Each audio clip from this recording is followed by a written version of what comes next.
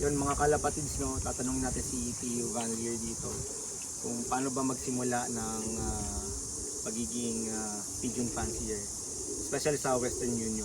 I don't know about other clubs, but when it comes to Western Union, the best person to ask is Theo. Yeah. Yeah. Theo, yeah. Look, we've got a few members who have helped members for many years getting into pigeon racing. Myself, Don Campbell's very good. He's our secretary, and you can email him or phone him or whatever. He's very good. I think the Auckland Federation has a website which you can go to, and I'm sure you can get some people's names on there. But by all means, any of the members will get in touch with Louis. Yeah. You can make contact, and we'll get in touch with you and show you what it is. All is what you have to do to join become a member is you do an application, and an application is just a letter requesting to become a member. And so long you're within our sort of boundary and everything else, it's very simple. But to get started in racing pigeons, you need to have a loft, a clock, Pigeon. and pigeons. Yeah. Yeah. But How we're about very. the clock? It's really important. The clock is very important because, and you know, there's always people coming and going in the sport. Occasionally we get some clocks that are surplus from a member that's stopped or passed away or something, but also members from other clubs who maybe have a spare clock. And there's people buying new clocks. Sometimes their old clock is ready for a new member to try out. So there are ways around it. So yeah, by all means, it's best to just make contact, and then we can see how it starts. Yeah. Of course, the best time always is in the breeding season to start. Like Your what loft- month? From June on, really. Normally guys who are very keen start breeding in the end of June, End of just June. after the shortest day, and then they breed right up to Christmas. So any period in there, you can start breeding and breeding. getting pigeons, and then the racing starts in March. How about Theo? Is it club is really important to be before you become a pigeon fancier? Oh, do you really need to identify a club to join? It is better to get in touch with the guys in the club, and Auckland has 5 clubs, so we're all spread over Auckland, and we all sort of, you know, so people can get to one hopefully fairly central, you know, to where they live. But we all work together. We all belong to what is called the Auckland Racing Pigeon Federation, Yeah. and they have a truck, and we're all members of the bigger group. So, and they are the people who predominantly, they organise our rings.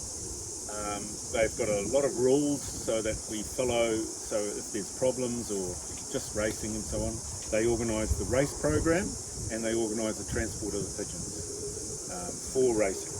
So, and we race with the federation from Karongia all the way to Christchurch, and some further races they organise as well. By the way, guys, just to give you some information, Theo is very helpful to me when I start my pigeon racing. I don't know anything about pigeon. I just came up here. He opened his loop and showed to me what. It's really information overload for me. And but Theo was so patient of discussing those details and how to become a pigeon racer. The one thing I've got to say to the guys is when you start in pigeons, go look at some lofts. Yeah, that's the one of the important. Like this one, You can, you can put a tin shed there and put pigeons in, but will they race any good? You've got to build a loft where the pigeon's happy, and the pigeons are comfortable and they want to come home to, and and it's about the health. Pigeon racing's all about the health of the pigeon. Okay. When you've got a healthy loft, they fly always good. Happy Lopai. Yeah. Happy wife, happy life. Yeah. Happy Like this one. pigeons, We can all relate to that. Oh yeah, Theo, we're also here. Like, just would like to ask, what are the strains of or bloodlines of your pigeon when you started? And are currently, all of this is under Theo Van Leer strains. Yeah. Okay. But when you started then, what are your base of your When I, my brother actually started racing pigeons when he was a schoolboy, and I was a bit younger than him. But initially, a lot of the breeds in New Zealand were the old English breeds, and there were a few Europeans. The Vandervelds, or Vandy, what they call Vandy Vandy, here yeah. in New Zealand, were one of the first breeds that I had a bit of. And in the late 70s, we started getting more imports in, and I tried quite a few, and I've probably settled on the brass spinning line, crossed with a lot of the what they call the James Bond line, which is the Jansen family. Jansen. They're both the Oh, the Jansens. James Bond and the Jansen, it's almost the same. Yeah. The same. Well, it is a family, but James Bond was so prolific. His children were very good, and they bred good pigeons. Oh, James Bond? So you look at a lot of the pigeons that are bred in New Zealand now. There's a lot of pigeons with that sort of family tree in there. but now we can't import the pigeon right now. Eh? No, but there are other breeds here, and I think over the years people have bred. I guess the challenge for a pigeon person is to breed a faster pigeon. So we all try to do that, and some of us are more successful than others. And I think the pigeons that are here are pretty good, Yeah. but you've just got to look at and have an eye for a good pigeon to breed from. But I think there are some breeds that seem to come up all the time, and it also depends what distance you want to race. I find my ones go fairly well from that 300 kilometres to 800 kilometres, and that's what I've always targeted. But some people want to have pigeons that do sprints, Sprint. you know, and they're Some only good some people they like the long distance. and the Yeah. long distance, and, yeah, and So you are playing for sprint to mid distance, middle distance. middle distance. Yeah. Well, 800 is a bit longer than just middle distance, but yeah, that's where our big races are from. So that's where we target. Especially the fame. Yeah. Fame. You're the only day bird. You just have the 2 day bird for that. The what? The There's Henderson. a lot of birds gone. Yeah, it was a very unfortunate race with the weather, and We call that the smash race. Back in the Philippines, we call it the smash race. yeah, same here. It's very sad. And the pigeons, I don't think they got out of the South Island, but it's a hard race, 800 kilometres. You know, when I first started racing pigeons, we didn't hardly fly 800 kilometres. Really? It was just too far, and I think that took a long time to get there too. But now, in recent years, we do it regularly on the day, and it's quite good. You know, Yeah. it's a good race. It's really tests them. The shorter races, you know, they all come together. But when you do over 800 kilometres, they don't Nah. always The come together. challenge is there. Eh? Normally, if you are waiting like 800 kilometer, how many birds in the day came to your loop? Oh, look, it depends on the race, but normally we get more than half home on the day. So Is if that I the said Henderson 20, Classic when you Henderson bought that Classic. birds? Yeah, when we send the Henderson Classic in the last few years, it's been pretty good returns, to be honest. I think even last year we got 80% home on the day. Or something. Is that last year Yeah. when you got your Henderson Classic? Most of the guys. Oh, only last I year. was not there when you go for your Henderson Classic. Oh, weren't you? Yeah, I'm not yet. Oh, I didn't fly that one. Oh, But I heard from Barry, you got when you had the Henderson Classic, most of the birds here in West Auckland never got home except for you. There were in Auckland, there were only 4 pigeons home, 2 from me and 2 from a guy called Is that the whole federation? the whole federation.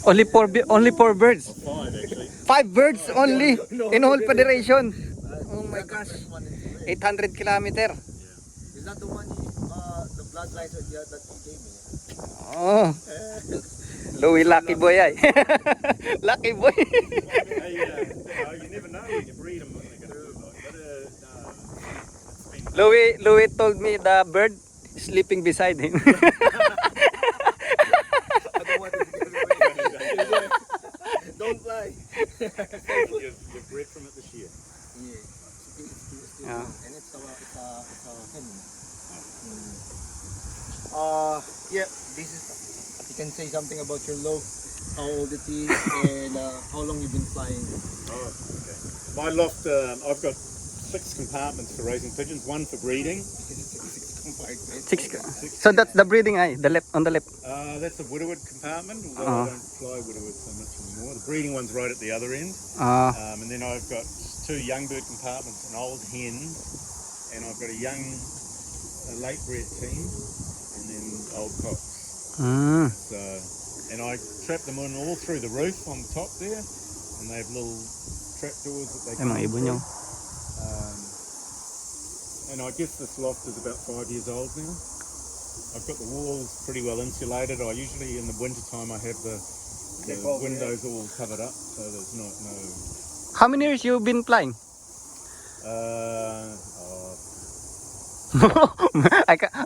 You know. Over 40 years. Wow. Over, So How many? 40 years, almost same. older than you guys. same as with John Stowers. Yeah, Same almost. time.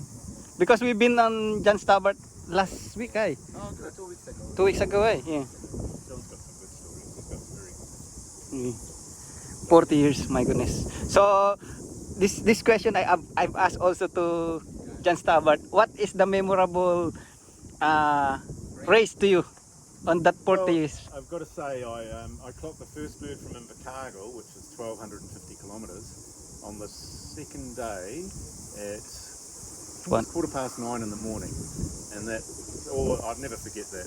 Really? That feeling that day that pigeon flew all that 1,200 kilometer, ay. Yeah, and the classic, and the last Henderson Classic race, that was pretty good. Yeah, and the hen I clocked, she's just such a peaceful, calm hen, and she just looks